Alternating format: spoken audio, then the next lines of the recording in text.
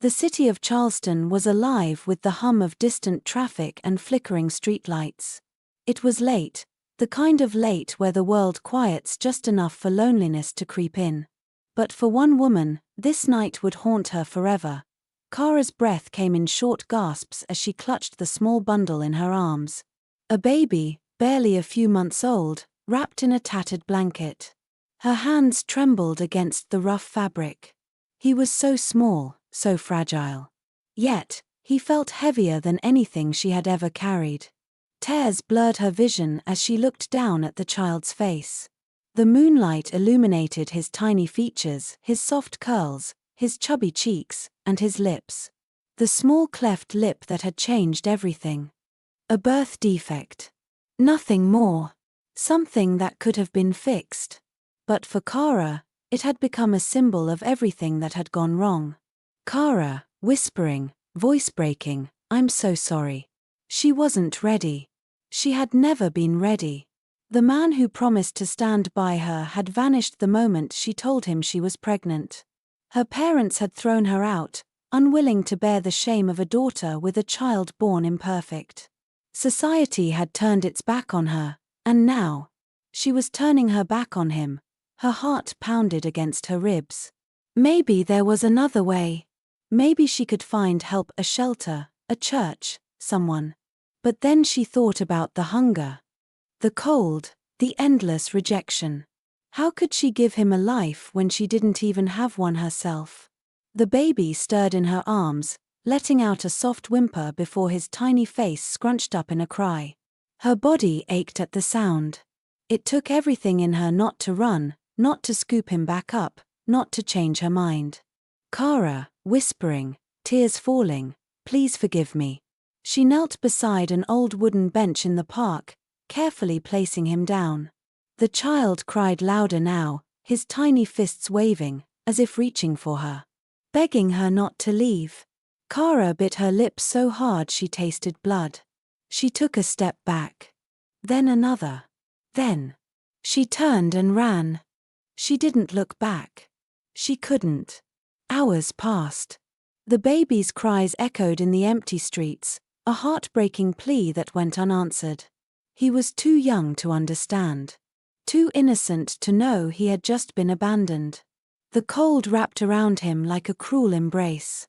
His tiny body shivered against the damp air. But he wasn't alone for long. A pair of golden eyes glowed in the darkness. A low whimper sounded as a shadow crept forward, sniffing at the child. It was a dog, a large, scruffy mutt with matted fur and ribs jutting out beneath its thin coat. A stray, just like the baby.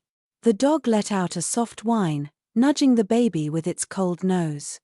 He smelled strange, like milk and something unfamiliar. But his cries stirred something deep within the animal. Instinct. Protection. The dog turned its head toward the empty street and let out a deep, guttural bark. Then another. Then another, louder and louder, until the sound carried through the night like an alarm. Somewhere down the road, a light flickered on in a small apartment window. A curtain shifted, and then, after a long pause, the front door creaked open. A woman stepped out, wrapping her coat tightly around her body. She looked around the dimly lit street, eyes filled with concern. The dog barked again and backed away slightly. And then, she saw it. A baby. Alone on a bench. Sarah, gasping, rushing forward, "Oh my God." She peeled back the frayed blanket, her heart pounding. He was so small, so cold. How long had he been out here? Sarah was a nurse. She had seen many things in her career, but this was different. She glanced around, searching for a desperate mother nearby, someone who had second thoughts and might come running back. But there was no one. Only the dog. Watching her with intelligent eyes. Its tail wagged slightly, as if it understood it had done something good. Sarah had a choice to make. She could call the police, wait for child services to come. But she knew deep in her gut where he would end up. An overcrowded orphanage. A system that might fail him. A life of being passed from one home to the next. She tightened her grip on the baby, feeling his warmth against her chest. And in that moment, she knew. Sarah, softly, pressing a kiss to his forehead, "You're safe now." The walls of the orphanage were cold, grey, lifeless. A far cry from the warmth of a real home.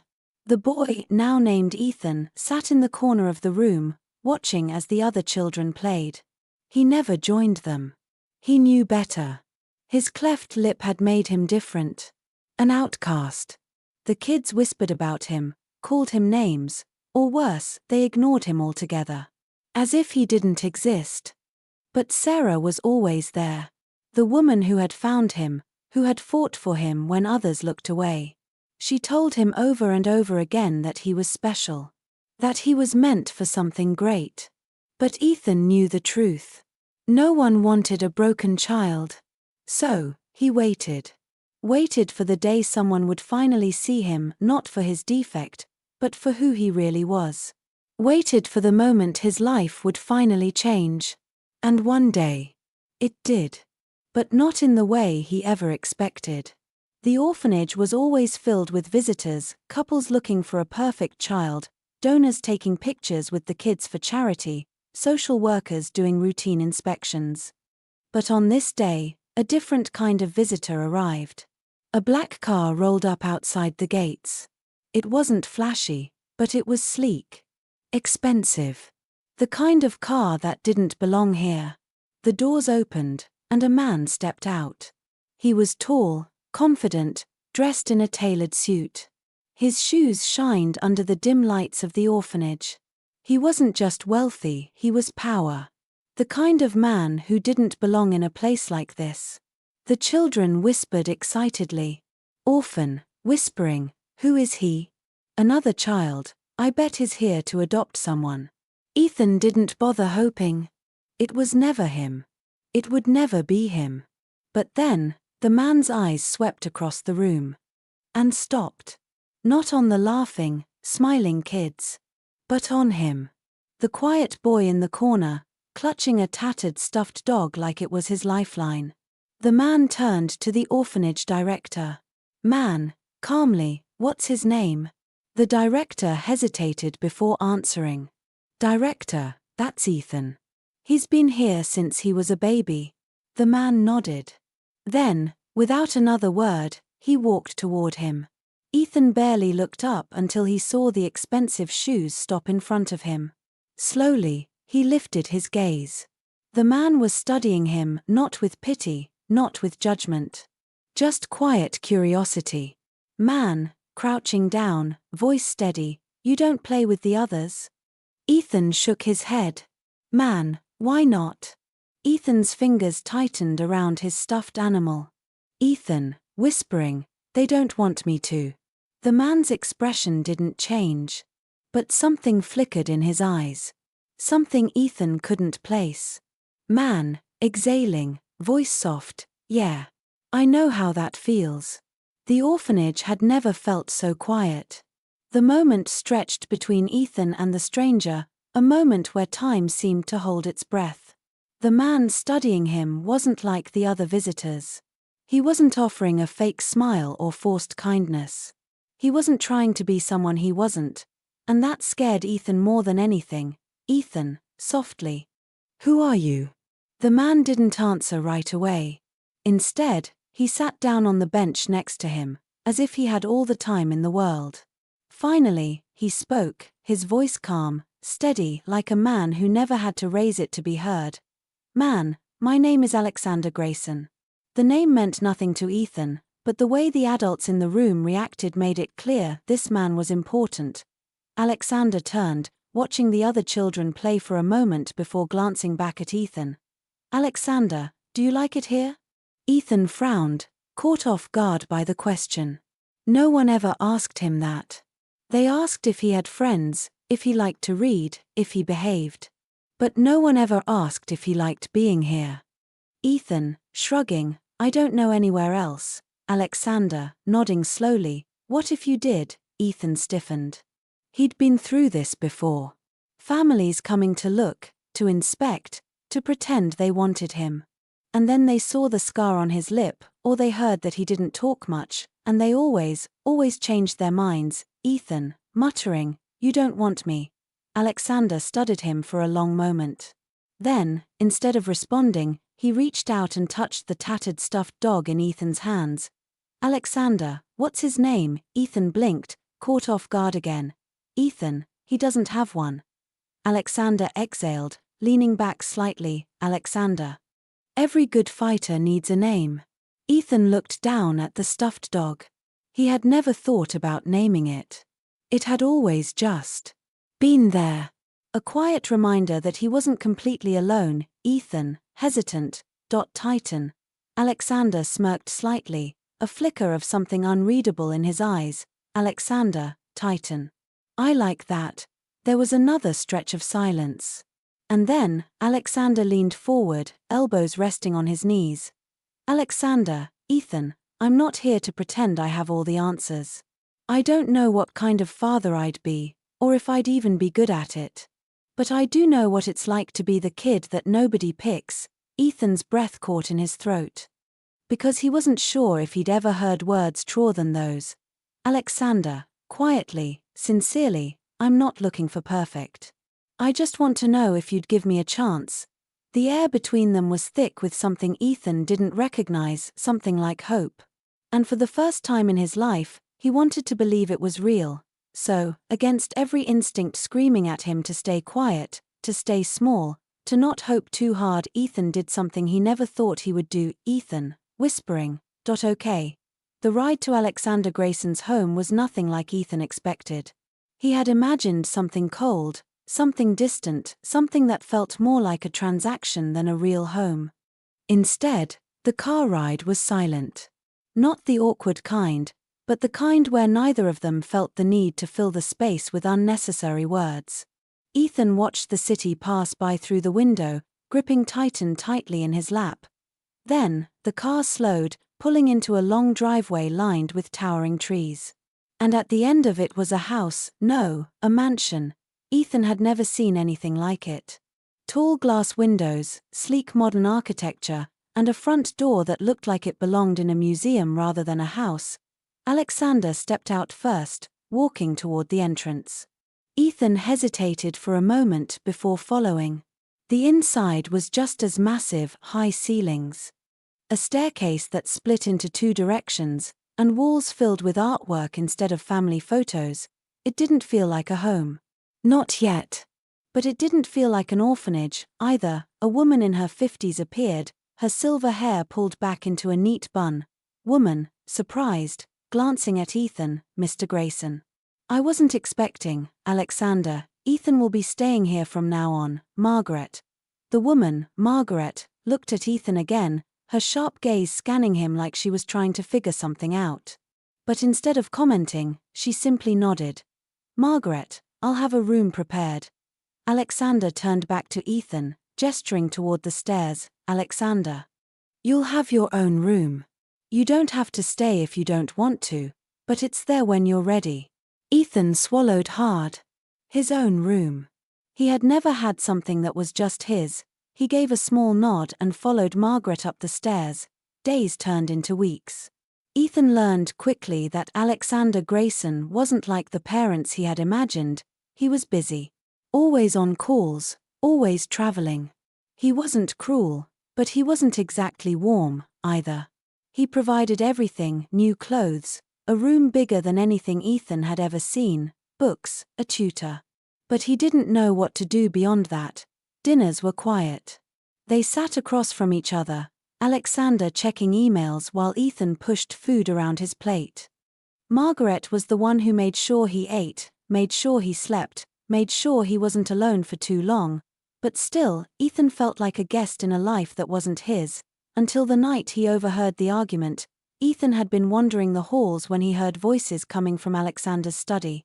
He wasn't trying to eavesdrop, but the moment he heard his name, he froze. "Margaret," quiet, but firm. "You don't even talk to him." Alexander, exasperated. "What do you want me to do, Margaret?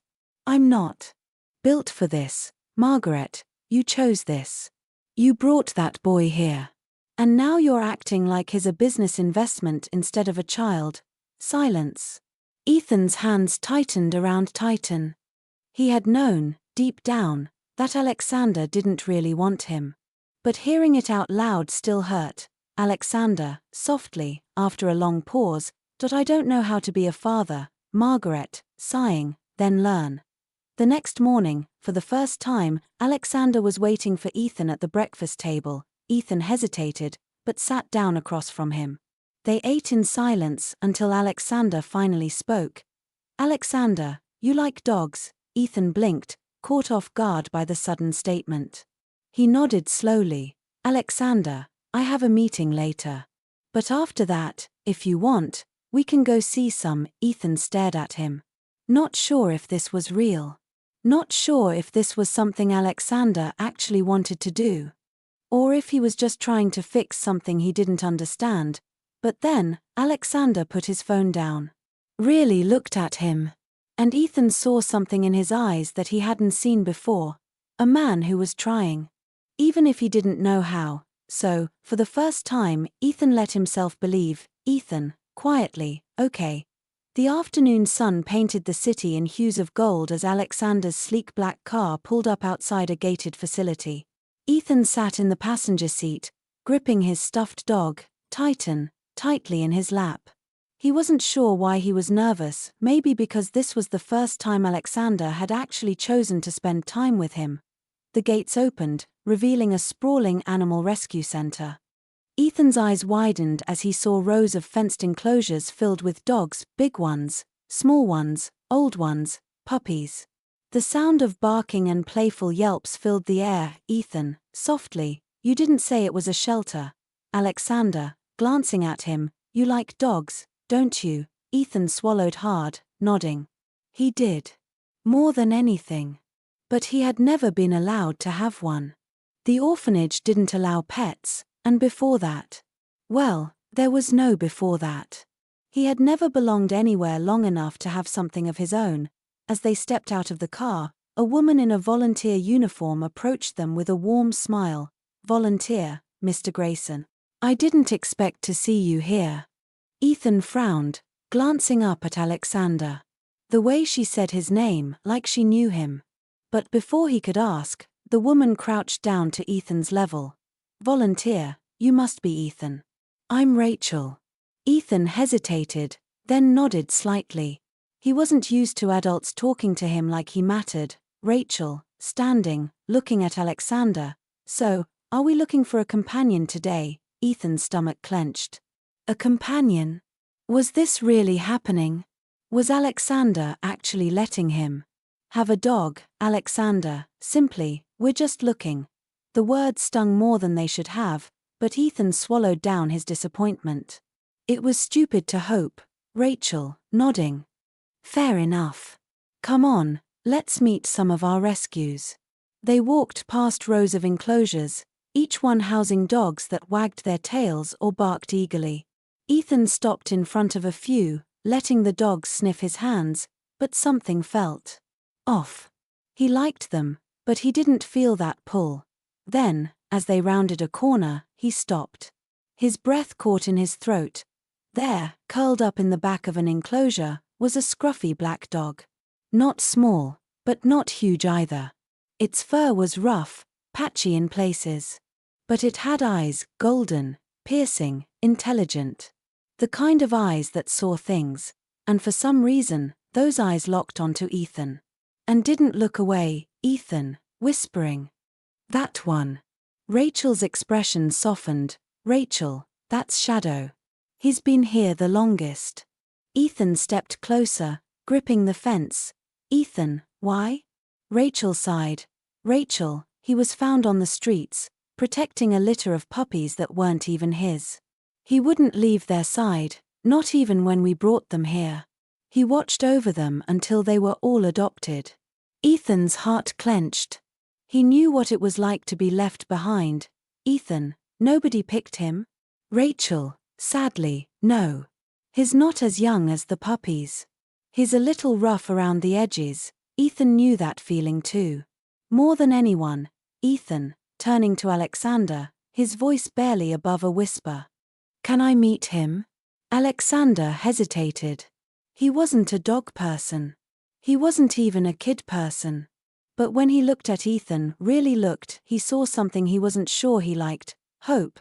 And against every logical, calculated decision he would normally make, he nodded. "Alexander, all right. Let's meet him." Rachel smiled, unlocking the gate. The moment the door opened, Shadow stood up, his posture cautious but alert. Ethan knelt down, extending his hand, waiting. For a moment, nothing happened. Then, Shadow took a step forward. Then another. Until finally, he pressed his nose into Ethan's palm. Ethan let out a shaky breath, feeling something inside him click into place. Like this dog understood him in a way no one else ever had. "Ethan," softly, to the dog, "you don't have to be alone anymore."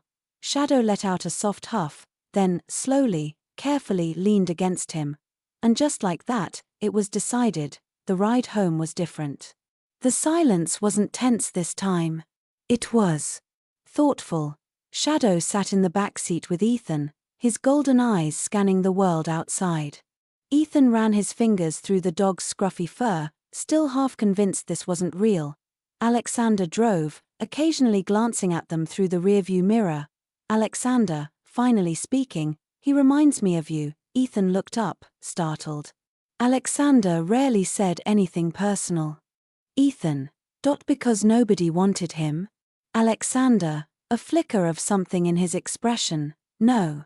Because when everything fell apart, he still protected others." Ethan didn't know what to say to that. He wasn't sure he even believed it. But a small part of him, deep, buried under years of rejection, wanted to. Shadow let out a content sigh, resting his head on Ethan's lap. And for the first time in his life, Ethan felt something terrifyingly unfamiliar. Like maybe, just maybe, he belonged somewhere. That night, after Ethan had gone to bed, Alexander sat in his office, staring at his whiskey glass. The city skyline stretched beyond the floor-to-ceiling windows, but his mind was elsewhere.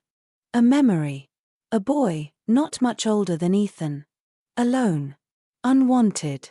Clawing his way up through the world with nothing but sheer will. He hadn't thought about his past in years. He had made sure of it.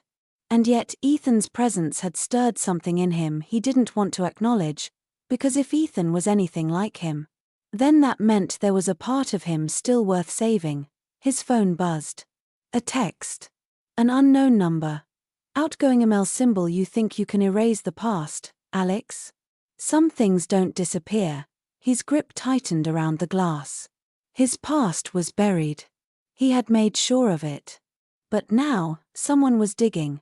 And Alexander Grayson didn't believe in coincidences. He glanced toward the hallway, where Ethan's room was. Whoever was coming for him, they were coming for Ethan too. The city was silent at night, but Alexander's mind was anything but. He sat in his dimly lit office, swirling the whiskey in his glass, his eyes locked on his phone screen. The message from the unknown number burned into his vision. "Outgoing ML symbol, you think you can erase the past, Alex? Some things don't disappear." His past. The one he had buried. The one he had sworn no one would ever uncover. But someone was trying. And that someone had just made a mistake. Alexander exhaled slowly, placing the glass down. He reached for his laptop, fingers flying over the keyboard. Within minutes, he had traced the message's origin: unregistered burner phone, last pinged in a rundown part of the city. Whoever sent it didn't want to be found. Too bad. He had spent his life finding people who didn't want to be found. His hand tightened into a fist. If this was just about him, he wouldn't care. But Ethan. Ethan changed everything. If someone was watching him, then they were watching Ethan too. And that was unacceptable. He had given that kid a home. A chance. And if there was one thing Alexander Grayson did better than anyone else, he protected what was his. The next morning, Ethan sat at the kitchen counter, absent-mindedly running his fingers through Shadow's fur. The dog lay at his feet, half asleep, already acting like he had always belonged there. The quiet comfort of it settled something in Ethan's chest. Across the kitchen, Alexander stood by the espresso machine, flipping through his phone. He was wearing one of his usual tailored suits, looking like he was already half at work. But there was something different today. Ethan could feel it. The tension in his shoulders. The way his eyes lingered on his phone longer than usual. Something was wrong. Ethan, hesitant. "You okay?" Alexander didn't look up right away. But after a moment, he set his phone down and exhaled, rubbing his jaw. It was the first time Ethan had ever seen him look tired. "Alexander, yeah. Just work." Ethan didn't believe him, but he didn't push. He never did. Ethan, nodding toward his untouched coffee. "You don't drink that, do you?" Alexander raised an eyebrow. "Alexander, what makes you think that?" Ethan, shrugging. "You never finish it." There was a long pause. Then, something unexpected happened. Alexander smirked. Alexander, observant. Ethan, comes with the territory. They both knew what that meant. Growing up in the system, you learned to watch. To read people. To know when to disappear, when to stay silent. When to expect rejection before it came. The conversation could have ended there. It usually did. But then, Alexander did something that surprised even himself. Alexander, leaning forward, voice calm. "Would you tell me if something was wrong?" Ethan froze. He hadn't expected that. He didn't know what to say, so he did what he always did. He deflected. "Ethan," quietly, with a smirk, "would you?" For a split second, Alexander looked caught. Like he hadn't expected the question to turn back on him. And for the first time, Ethan saw it, the wall. The one Alexander had spent years building around himself. The one that looked an awful lot like Ethan's own. But before either of them could say anything else, Alexander's phone buzzed. He glanced at it, and whatever he saw made his expression darken. Ethan noticed. He always noticed, and this time, he didn't drop it. Later that day, while Alexander was at work, Ethan sat in the living room with Shadow. The TV was on, but he wasn't watching. His mind was somewhere else. Somewhere dangerous. Something was wrong. He knew that much. And the longer he sat with it, the worse the feeling got. He thought about the way Alexander had looked this morning. The way his jaw had clenched when he checked his phone. The way his usual calm had cracked, just a little, but enough. Ethan had spent his life learning how to read people. And right now, he could read fear, not the kind that made you run. The kind that made you ready for a fight. Shadow let out a low whine, shifting against Ethan's leg. Ethan, muttering, running a hand through the dog's fur. "You feel it too, huh?" Shadow huffed, resting his head on Ethan's knee. It was a small thing, but it was enough to settle Ethan. Just a little. But then, there was a noise. A thud outside. Ethan stiffened. Shadow's ears perked up. He stood slowly, moving toward the window. Outside, the long driveway was empty. Nothing seemed out of place. But the feeling in his gut twisted tighter. He turned to grab his phone, to call Alexander, to tell him something felt off, but just as he did, a shadow moved outside the fence.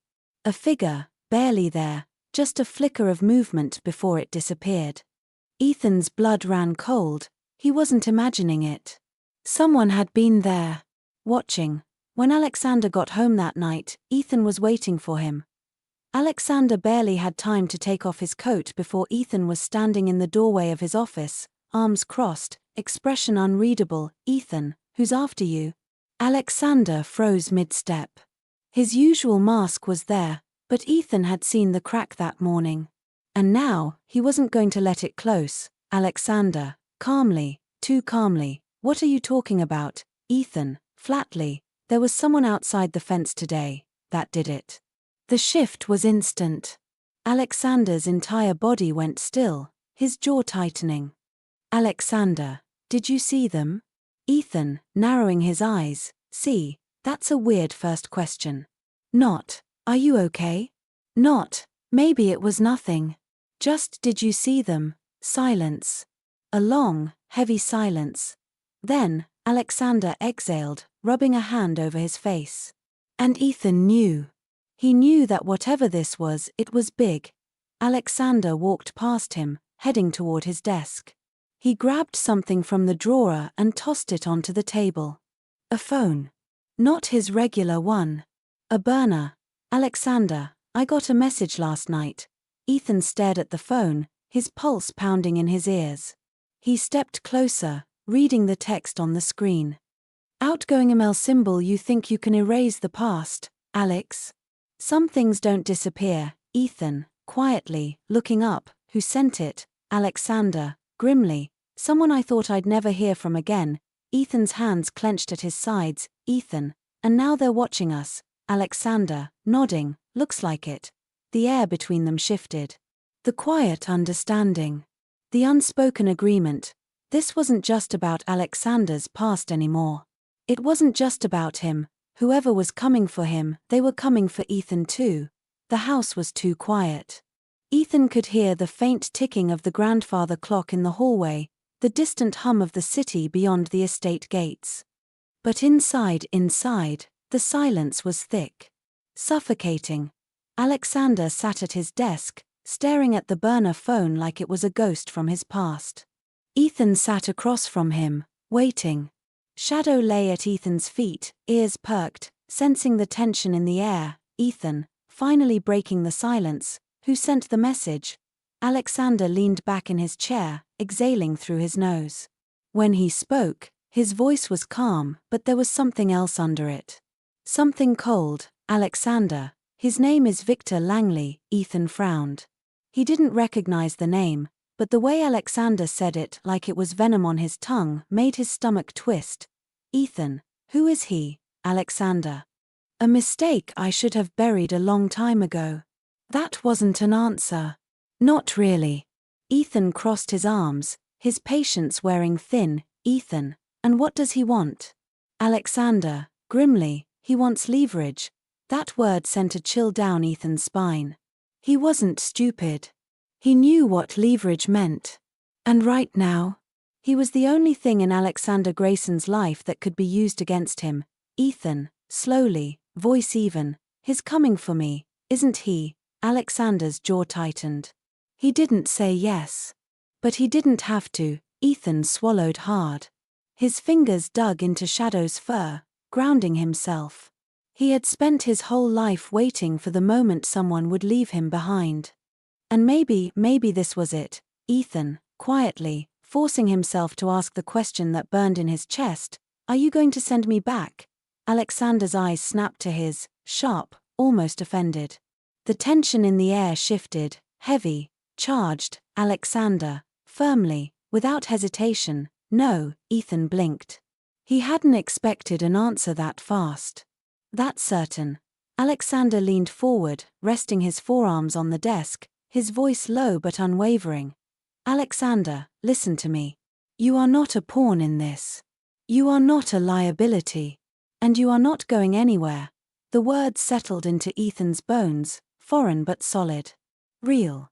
But still, he had to ask, Ethan, then what are you going to do? Alexander exhaled slowly. His expression hardened into something unreadable. And when he finally spoke, there was no hesitation, just cold certainty. Alexander, I'm going to end this. The next morning, Alexander's entire demeanor had shifted. He wasn't just the powerful businessman anymore, he was something else. Something sharper. Something dangerous. Ethan had seen men like him before. The ones who made decisions without flinching. The ones who could erase problems with a single call. But this time, the problem wasn't his. It was theirs. And that changed everything. Alexander had already made calls before breakfast. By the time Ethan sat down at the kitchen counter, security had been doubled, the perimeter tightened. A silent war was already beginning, and he wasn't even part of the conversation. And he hated that. Ethan, flatly, watching Alexander, you're going to shut me out, aren't you? Alexander didn't look up from his phone.